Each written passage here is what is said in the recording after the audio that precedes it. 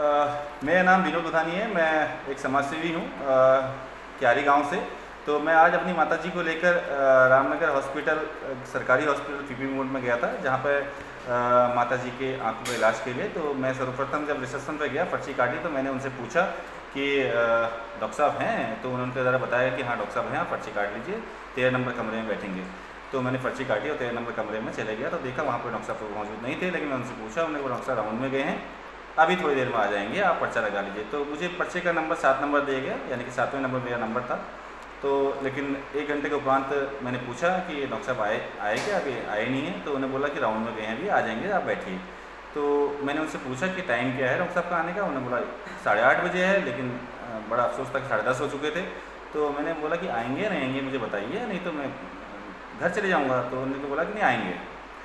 ठीक है, मैं फिर थोड़ा वेट और किया, 15 मिनट और वेट किया। फिर मिस्टर तुषार जी से मिला, तुषार से मैंने वार्ता करी। मैंने बोला कि ऐसी ऐसी चीज़ें हैं और आपके जो स्टाफ है वो भी कुशल व्यवहारिक नहीं थे, और जो कि 3-4 लोग बैठे थे और गप्पे लड़ा रहे थे। वहाँ पे आप चाहें तो किसी भी जो लोग थे आप मौके देख सकते हैं। और जब उन्होंने बताया कि मैं पता करता हूँ, तो डॉक्टर साहब से उन्होंने बात की। डॉक्टर साहब हल्द्वानी में थे।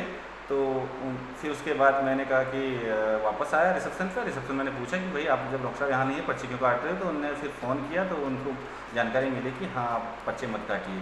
तो फिर मुझे बोला गया कि मैंने बोला कि जब आपको जानकारी क्यों नहीं है इसकी, आप जानकारी रखनी चाहिए। तो उन्होंने बोला कि सर आपका पैसा हम रिफ़ंड कर देते हैं, आप पर्चा हमें दे दीजिए। तो मैंने बोला पर्चा रिफ़ंड करना, पैसा रिफ़ंड करना अलग बात है, लेकिन मेरा समय वेस्ट किया। अगर इस समय में अपनी माताजी के आंखों का इलाज कहीं और दूसरे हॉस्पिटल या डॉक्टर के पास जा सकता था, लेकिन आपने ये समय वेस्ट किया है मेरा, तो ये बहुत गलत किया है। तो मैं ये कह के फिर बाहर निकल ही जाता, तब मुझे एक बगल पर एक उपस्थिति पुस्तिका नज़र आई, जिसमें कमरा नंबर 13 डॉक्टर मुकेश नाम दर्ज था, और उसमें उनकी उपस्थिति दर्ज थी, जिसकी मैंने एक फ़ोटो क्लिक भी की हुई है।